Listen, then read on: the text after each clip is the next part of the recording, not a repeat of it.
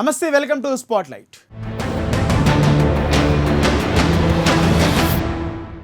గడప గడపకు నిరసన.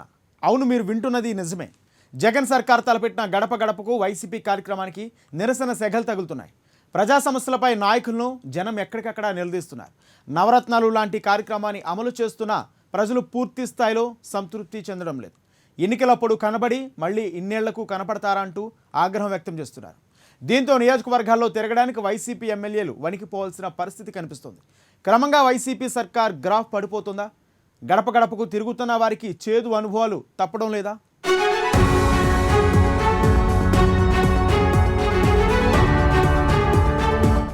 సీఎం జగన్ ఆదేశాలతో మంత్రులు, ప్రజాప్రతినిధులు ఊళ్లబాట పట్టారు. నియోజకవర్గాల్లో నిర్వహిస్తున్న గడప గడపకు వైఎస్ఆర్ కాంగ్రెస్ కార్యక్రమంలో పాల్గొంటున్నారు. పార్టీని ఎన్నికల దిశగా ముందుకు నడిపించడానికి, ప్రభుత్వం చేస్తున్న సంక్షేమ పథకాల గురించి ప్రజలకు మరింతగా తెలియజెప్పడానికి గడప గడపకు కార్యక్రమానికి పిలుపునిచ్చారు. ప్రతి ఎమ్మెల్యే నియోజకవర్గంలోని ప్రతి పంచాయతీని సందర్శించాల్సిందే. ఇంటింటికి తిరగాలనేది ఈ కార్యక్రమం ఉద్దేశం. ప్రజలతో నాయకులకు అనుబంధం పెరగాలనేది లక్ష్యం. అందువలన పార్టీ బలపడుతుందనేది నమ్మకం. ఇదంతా బాగానే ఉంది. తాజాగా ప్రారంభమైన ఈ కార్యక్రమంలో పలుచోట్ల వైసీపీ నాయకులకు ప్రజాగ్రహం ఎదురవుతోంది. గట్టిగా నిరసనలు వినిపిస్తున్నాయి.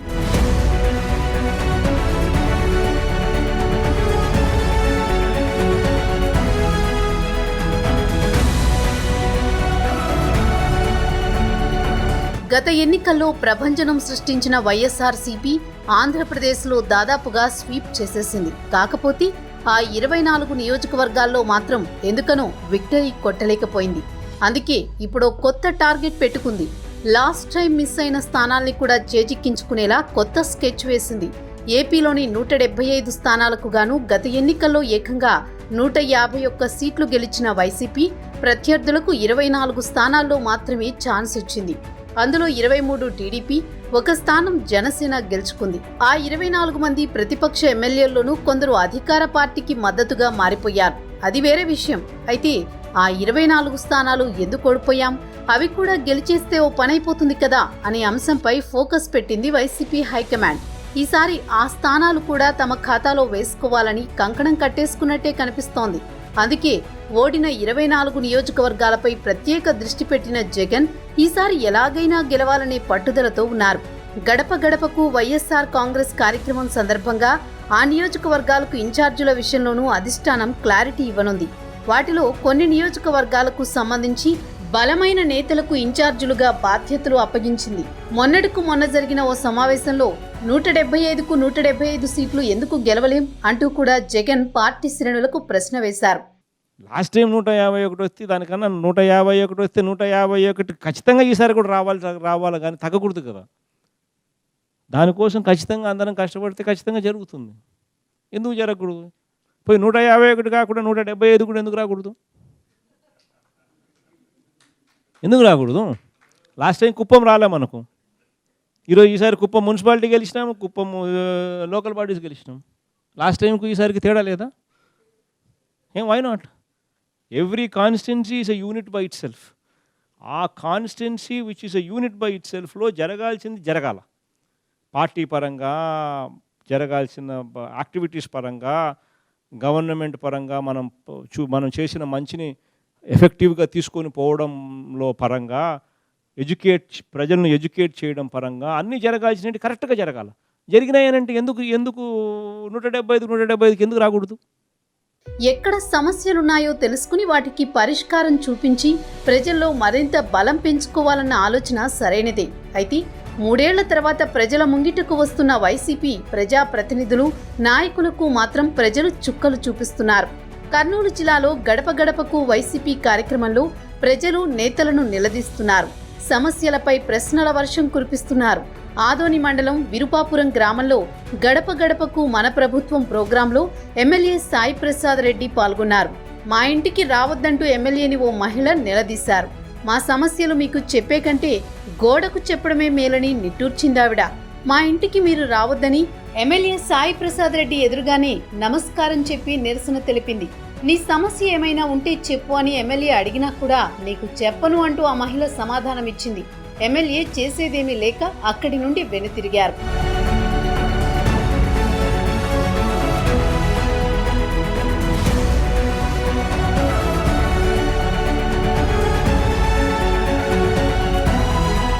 ఇదే జిల్లాలోని ఆలూరు హత్తిబేలగల్లో మంత్రి గుమ్మనూరు జయరాంకు చేదు అనుభవం ఎదురైంది. గడప గడపకు వైఎస్ఆర్సీపీ కార్యక్రమంలో భాగంగా హత్తిబేలగల్కు వచ్చిన మంత్రిని నిలదీశారు. అక్కడి ప్రజలు ఓట్లప్పుడు వచ్చారు, మళ్ళీ ఇప్పుడు మేం గుర్తొచ్చామా అంటూ మండిపడ్డారు. తాగునీటి సమస్యతో పాటు గ్రామంలో మౌలిక సదుపాయాలు కల్పించాలని మంత్రిని డిమాండ్ చేశారు. సమస్యలు పరిష్కరిస్తానని చెప్పి అక్కడి నుండి మెల్లగా జారుకున్నారు మంత్రి గుమ్మనూరు జయరాం.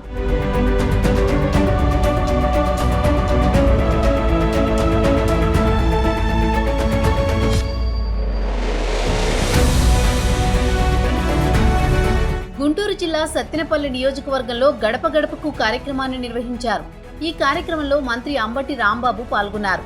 మాటల తూటాలతో విపక్షంపై విమర్శలతో విరుచుకుపడ్డంలో ముందుంటానని చెప్పుకునే మంత్రి అంబటి రాంబాబు అవగాహన లేమిలోనూ తానే ముందని నిరూపించుకున్నారు. పల్నాడు జిల్లా గోళ్లపాడు గ్రామంలో జరిగిన గడప గడపకు కార్యక్రమంలో పాల్గొన్న మంత్రి అంబటికి ప్రజలు సమస్యలు ఏకరువు పెట్టారు. 3 ఏళ్లుగా పట్టించుకొని ప్రభుత్వానికి ఎన్నికల ముందు తాము గుర్తొచ్చామా అని నిలదీశారు. ఆసరా పథకం అందడం లేదని మంత్రి దృష్టికి తీసుకువచ్చారు. దీంతో మంత్రి కంగు తిన్నారు. ఆసరా ఏమిటి, ఆ పేరుతో పథకం ఉందా అని ఆశ్చర్యపోయారు. ఇదే విషయాన్ని పక్కనే ఉన్న వాలంటీర్ను అడిగి తెలుసుకున్నారు. దీంతో మంత్రి అంబటి అవగాహన రాహిత్యం బట్టబయలైంది. ప్రభుత్వ పథకాలే మంత్రికి తెలియదని అనడంతో స్థానికులు ముక్కున వేలేసుకున్నారు. మంత్రి వాలంటీర్ను ఆసరా గురించి అడుగుతున్న దృశ్యాలు సోషల్ మీడియాలో క్షణాల్లో వైరల్ అయిపోయాయి.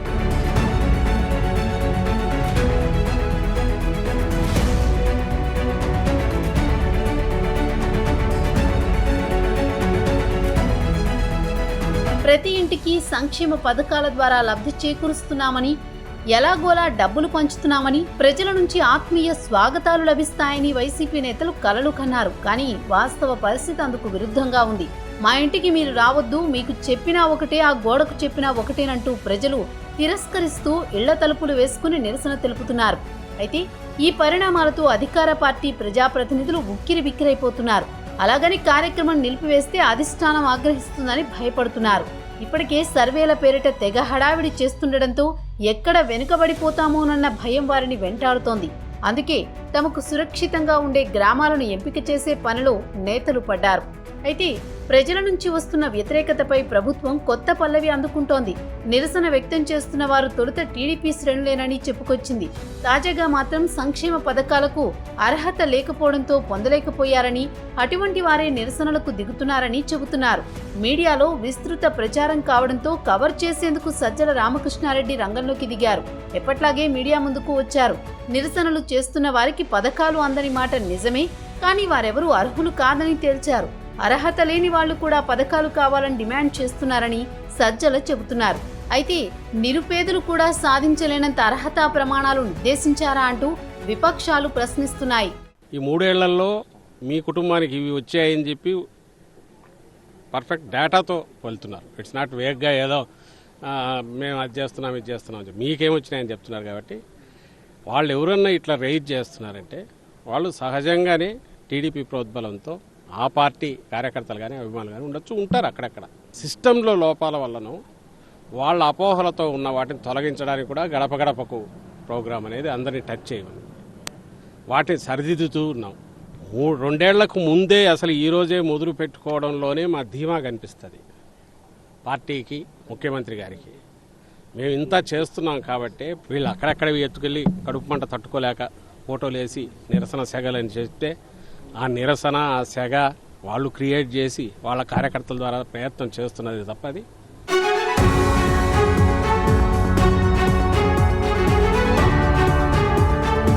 ఏపీలో జగన్ అధికారంలోకి వచ్చినట్టు నుంచి సంక్షేమ పథకాలు ఏ రేంజ్లో అమలు చేస్తున్నారో పన్నుపోటు కూడా అదే రేంజ్లో పెంచేశారన్న వాదనలు వినిపిస్తున్నాయి. ఒక చేత్తో ఇస్తూ ఇంకో చేత్తో లాగేసుకుంటున్నారన్న విమర్శలు ఎప్పటి నుంచో వినిపిస్తున్నాయి. ఈ మధ్య చెత్తపై కూడా పన్ను వేయడం, పదే పదే కరెంటు బిల్లులు పెంచడం లాంటివి ప్రజల్లో మరింత కోపాన్ని రగిల్చుతున్నాయి. ఇంకోవైపు యువతకు ఉద్యోగాలు లేక తీవ్ర ఆగ్రహంతో ఉన్నారు. ఇలాంటి బ్యాడ్ టైంలో గడప గడపకు ప్రోగ్రాం పెట్టడంతో వైసీపీ ప్రభుత్వానికి పెద్ద ఎత్తున నిరసన సెగలు తగులుతున్నాయి.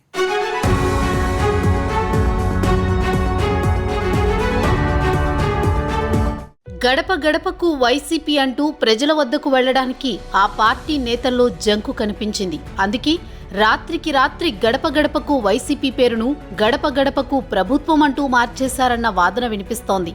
ప్రభుత్వం ప్రజల వద్దకు వస్తున్నదంటే నిరసనలు తెలియజేయడానికి జనం భయపడతారని, కేసులు ఉంటాయని జంకుతారని వైసీపీలోని మేధావి వర్గం వ్యూహం పనినట్లుగా ప్రచారం సాగుతోంది.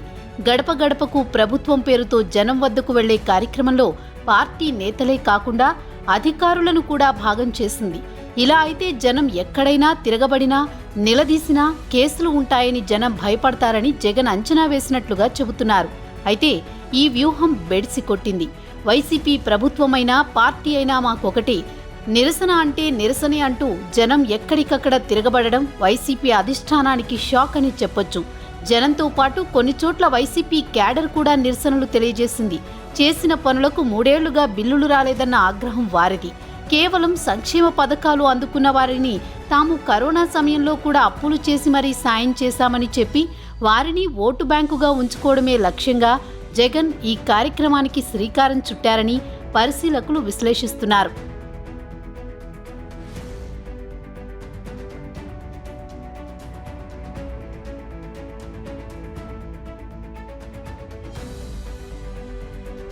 కార్యక్రమ ప్రారంభానికి కీలక నేతలు పరిమితమవుతున్నారు. ద్వితీయ శ్రేణి నేతలతో మమా అనిపిస్తున్నారు. ఈ కార్యక్రమాన్ని ఎంతకాలం నిర్వహించాలో కూడా స్పష్టత లేదు. 2 ఏళ్ల ముందు ఇంటింటికి తిరగడం వల్ల ప్రయోజనం ఉండదని, రాను రాను అన్ని పథకాల్లో లబ్ధిదారులను తగ్గిస్తుంటే వారంతా వ్యతిరేకులుగా మారుతున్నారని వైసీపీ కేడర్ ఆందోళన చెందుతోంది. వచ్చే ఎన్నికల్లో విజయమే లక్ష్యంగా చేపట్టిన గడప గడపకు వైసీపీ ప్రభుత్వం కార్యక్రమాన్ని పరిశీలిస్తే వైఎస్ఆర్సీపీ పార్టీ రాష్ట్రంలో అధికారంలో ఉందా, ప్రతిపక్షంలో ఉందా అర్థం కాని పరిస్థితి. ప్రజల స్పందన ఎలా ఉన్నా ఎంతో ఉత్సాహంగా హంగామాతో జరగాల్సిన గడప గడపకు కార్యక్రమం నిస్తేజంగా జరుగుతున్నట్లు కనిపిస్తోంది. పార్టీ నాయకుల మధ్య సమన్వయ లోపం, నాయకత్వలేమి స్పష్టంగా కనిపిస్తోంది.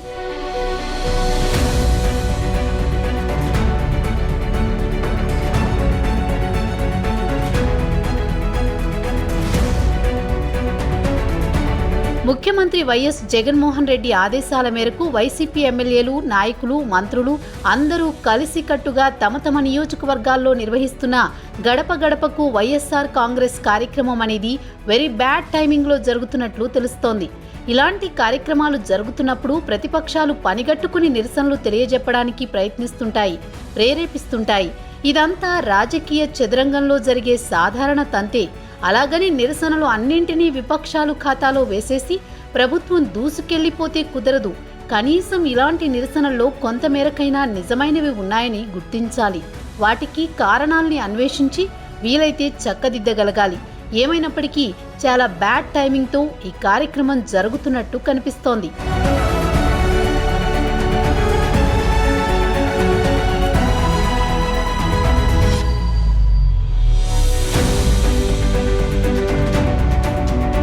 ధరల పరంగా ప్రజలు అల్లాడిపోతున్నారు. ప్రధానంగా పెట్రోల్ ధర విపరీతంగా పెరిగింది. మామూలు పరిస్థితుల్లో అయితే పెట్రోల్ ధరలు పెంపును కేంద్రం మీద నెట్టేయొచ్చు. కానీ ప్రస్తుతం ఆ పరిస్థితి లేదు. రాష్ట్ర వాటా పన్నులు తగ్గించుకోవాలని మోదీ చెప్పిన తర్వాత రాష్ట్ర ప్రభుత్వం బాధ్యత తీసుకోవాల్సిందే. అలాగే విద్యుత్ ఛార్జీలు కూడా భారీగా పెరిగాయి. ప్రజలు వ్యతిరేకిస్తున్న చెత్త పన్ను లాంటివి ఉండనే ఉన్నాయి. ప్రభుత్వాన్ని నిలదీయడానికి ఇంకా అనేక అంశాలు ఉన్నప్పటికీ ఇప్పుడు చెప్పుకున్నవి రాష్ట్రంలో ప్రతి ఒక్కరిని ఇబ్బంది పెట్టే విషయాలు. ఇవన్నీ తారస్థాయిలో ఉన్న సమయంలో గడప గడపకు కార్యక్రమం మొదలు పెట్టకుండా కొన్ని రోజులు ఈ కొత్త ధరలు అలవాటైన తర్వాత ఈ కార్యక్రమాన్ని చేపట్టి ఉంటే బాగుండేదని వైసీపీ శ్రేణులు గుసగుసలాడుకుంటున్నాయి. ఇటీవలే విద్యుత్ ఛార్జీలు పెంచారు. మరికొన్నాళ్లు గడిస్తే ప్రజలు వాటికి అలవాటు పడేవారు. అలా కాకుండా ఛార్జీల వడ్డన వేడిగా ఉన్నప్పుడే ప్రజల వద్దకు వెళ్లడం బ్యాడ్ టైమింగ్ కాక మరేమిటి అంటూ అధినేత జగన్ వాలకంపై చర్చించుకుంటున్నారు.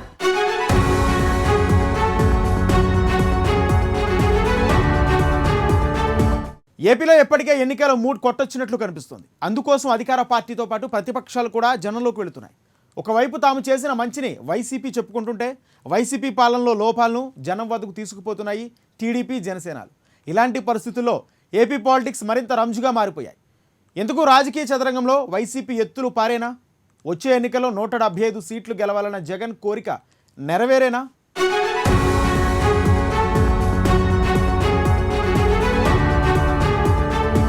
ఏపీలో రాజకీయ వేడి మొదలవుతోంది. పార్టీల పంథాలు చూస్తే సమరానికి సై అంటున్నాయని అనుకోవాలి. వైసీపీ సర్కారు ముచ్చటగా 3 ఏళ్ల పాలన పూర్తి చేసుకుంది. ఇక మిగిలింది 2 సంవత్సరాలే. అందులో చివరి సంవత్సరం ఎన్నికల సమయం. ఓవైపు కౌలు రైతుల ఆత్మహత్యలను అజెండాగా తీసుకుని ఒక్కొక్కరికి 1,00,000 పరిహారం చొప్పున జనసేన క్షేత్రస్థాయిలోకి దిగింది.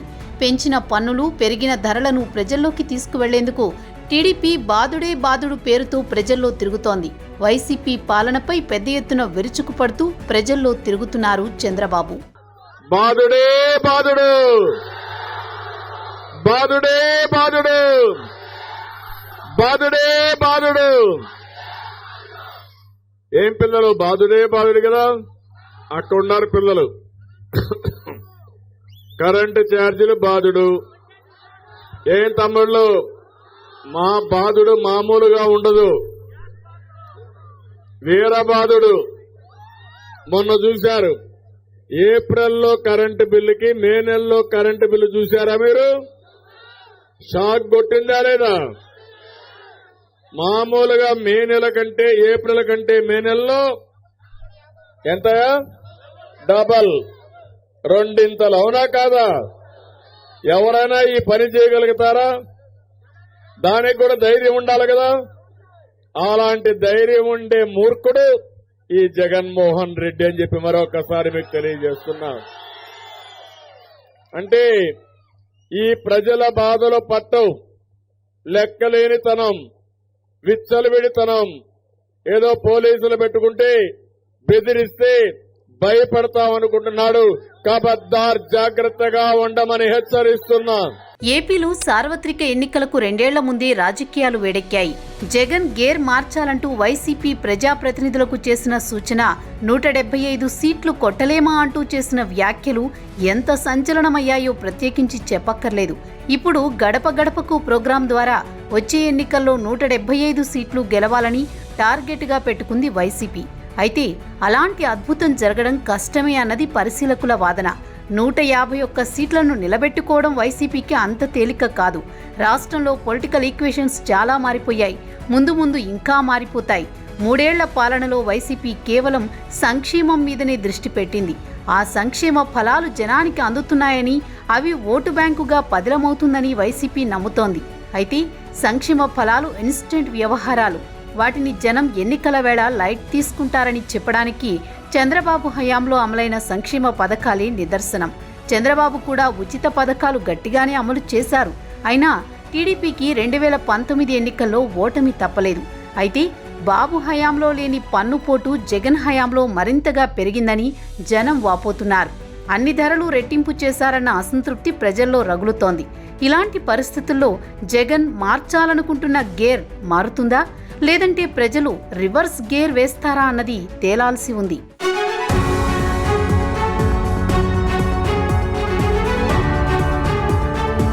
గడప గడపకు కార్యక్రమం నిర్వహించకపోతే అధిష్టానం నిర్వహించే సర్వేలో వెనకబడిపోతామన్న భయం ఎమ్మెల్యేలో ఉంది. ప్రజాగ్రహం పెళ్లబుకుతున్న ఇలాంటి క్లిష్ట సమయంలో వైసీపీ ప్రజాప్రతినిధులు, నాయకులు మున్ముందు ఎలాంటి సవాళ్లు ఎదుర్కొనున్నారో అన్నది సర్వత్రా ఉత్కంఠగా మారింది. ఇక గడప గడపకు ప్రోగ్రాం ద్వారా వైసీపీని ప్రజలు ఆదరిస్తారా, వ్యతిరేకిస్తారా అన్నది తేలాల్సి ఉంది. ఇది వాళ్ళ spotlight. Keep watching prime news.